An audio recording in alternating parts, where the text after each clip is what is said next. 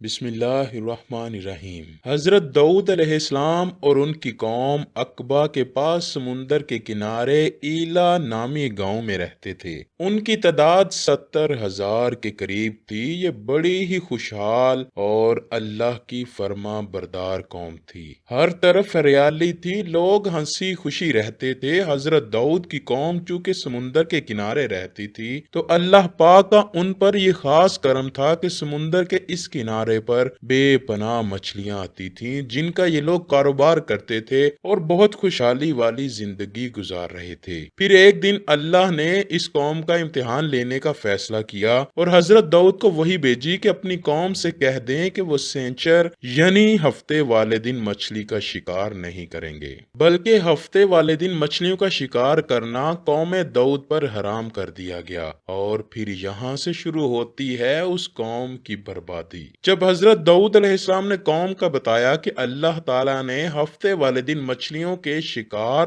کو حرام قرار دیا ہے تو وہ بہت پریشان ہوئے اور ساری قوم سر جوڑ کر بیٹھ گئی، کیونکہ ہفتے کا ہی وہ دن تھا جس میں مچھلیاں وافر مقدار میں خود بخود کناروں پر آتی تھیں، اور باقی دن ایسے تھے کہ بہت کم اور نہ ہونے کے برابر مچھلیاں پکڑی جاتی۔ اب شیطان نے ان کو وسوسہ ڈال دیا کہ سمندر سے نالیاں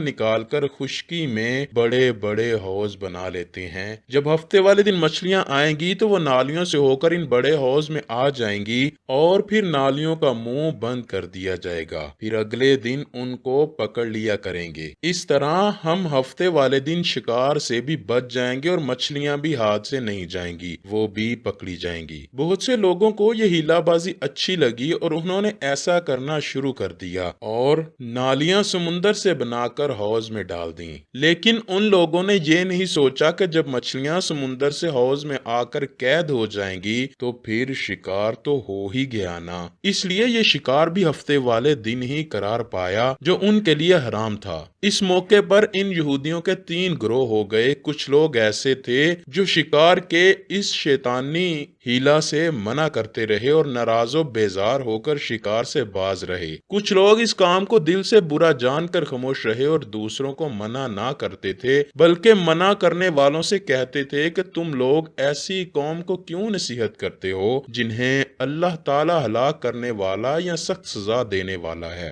اور کچھ وہ سرکش و نافرمان لوگ تھے جنہوں نے حکم خدا بندی کی اعلانیہ مخالفت کی اور شیطان کی ہیلا بازی کو مان کر ہفتے کے دن شکار کر لیا اور ان مچھلیوں کو کھایا بھی اور بیچا بھی۔ حضرت داؤد علیہ السلام کی قوم کے 12,000 ایسے نافرمان تھے جو منع کرنے کے باوجود بھی ہفتے کو ان نالیوں کے ذریعے سے شکار کرتے رہے۔ حضرت داؤد علیہ السلام نے ان 12,000 نافرمانوں کو اللہ کے عذاب سے ڈرایا کہ وہ ایسا کرنے سے باز آ جائیں، لیکن وہ باز نہ آئے اور کھلے عام شکار کرنے لگے۔ چنانچہ قوم نے ان کے اور اپنے درمیان ایک دیوار کھڑی کر دی جس کے ایک طرف وہ نافرمان 12,000 ہیں اور دوسری طرف وہ لوگ جو شکار سے باز رہے۔ حضرت داؤد علیہ السلام نے غضبناک ہو کر شکار کرنے والوں پر لعنت فرما دی۔ اس کا اثر یہ ہوا کہ ایک دن خطا کاروں میں سے کوئی باہر نہیں نکلا تو انہیں دیکھنے کے لیے کچھ لوگ دیوار پر چڑھ گئے تو کیا دیکھا کہ وہ سب کے سب بندروں کی صورت میں مسخ ہو گئے ہیں۔ اب وہ لوگ ان مجرموں کا دروازہ کھول کر اندر داخل ہوئے تو وہ بندر اپنے رشتہ داروں کو پہچانتے تھے اور ان کے پاس آ کر ان کے کپڑوں کو سونگتے تھے اور زاروں کی طرح روتے تھے، مگر لوگ ان بندر بن جانے والوں کو نہیں پہچانتے تھے۔ ان بندر بن جانے والوں کی تعداد 12,000 تھی۔ سورہ بقرہ میں اللہ پاک فرماتا ہے، اور بے شک ضرور تمہیں معلوم ہے تم میں کہ وہ جنہوں نے ہفتے میں سرکشی کی تو ہم نے ان سے فرمایا کہ ہو جاؤ بندر دھتکارے ہوئے۔ اور مفصل واقعہ اس کا سورہ الروم میں جس کا ترجمہ ہے کہ ان سے حال پوچھو، اس بستی کا کہ دریا کے کنارے تھی جب وہ ہفتے کے بارے میں حد سے بڑھتے، جب ہفتے کے دن کی مچھلیاں پانی پر تیرتی ان کے سامنے آتی اور جو دن ہفتے کا نہ ہوتا نہ آتی۔ اس طرح ہم انہیں آزماتے تھے ان کی بے حکمی کے سبب۔ اور جب ان میں سے ایک گروہ نے کہا کیوں نصیحت کرتے ہو ان لوگوں کو جنہیں اللہ پاک ہلاک کرنے والا ہے،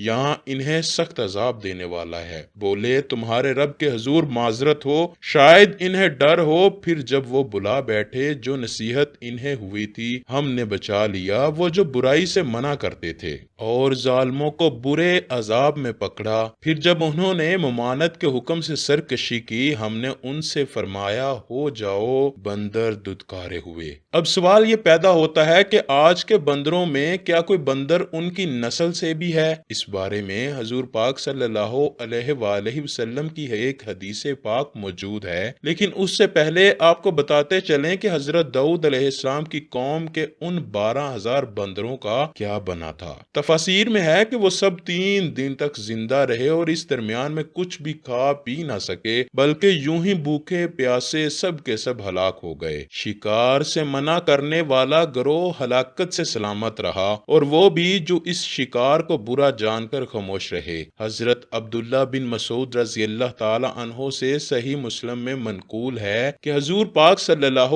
علیہ وآلہ وسلم سے کسی نے سوال کیا کہ آج کے بندر کیا حضرت داؤد علیہ السلام کی قوم سے ہیں؟ تو آپ نے فرمایا کہ اللہ تعالیٰ جس قوم پر عذاب بھیجتا ہے یا ان کو یہ مسخ والا عذاب یعنی کہ بندر بنا دیتا ہے تو وہ انہی کے اوپر ہوتا ہے، ان کی نسل نہیں چلاتا، بلکہ وہ کچھ دنوں میں ہلاک ہو جاتے ہیں۔ اس لیے یہ بات غلط ہے کہ کچھ لوگ یہ سوچتے ہیں کہ آج کے بندروں میں بھی حضرت داؤد علیہ السلام کی قوم کے بندر بننے والوں کی نسل موجود ہے۔ ایسا کچھ نہیں، وہ صرف اور صرف 3 دن تک زندہ رہ سکے، اس کے بعد سب کے سب ہی مر گئے تھے۔ آج کی ویڈیو کا سبق یہی ہے کہ کبھی بھی شیطان کے ہیلے بہانوں میں نہ آئیں اور اللہ کے احکام کی مکمل پابندی کریں، اللہ کی نافرمانیوں سے بچیں، بے شک اللہ بہت جابر قہار ہے۔ اگر ہم چاہتے ہیں کہ ہم دنیا اور آخرت میں ذلیل و خوار ہو کر نہ رہ جائیں تو خوددارا اللہ پاک کے احکامات اور نبی مکرم صلی اللہ علیہ وآلہ وسلم کی شریعت کے مکمل پابند ہو جائیں۔ اے اللہ پاک ہمیں اپنی اور اپنے پیارے رسول حضرت محمد صلی اللہ علیہ وآلہ وسلم کی نافرمانیوں سے بچائے رکھنا اور بروز قیامت ہمارے حساب میں نرمی فرمانا، ہم سے قبر کے معاملات میں سختی نہ کرنا اور ہمیں دنیا و آخرت میں کامیابی عطا فرما دینا۔ کمنٹ سیکشن میں آمین ضرور لکھیے گا، نہ جانے کس کی آمین سے ہماری دعائیں قبول ہو جائیں۔ کمنٹ سیکشن میں آمین ضرور لکھیے گا، نہ جانے کس کی آمین سے ہماری دعائیں قبول ہو جائیں۔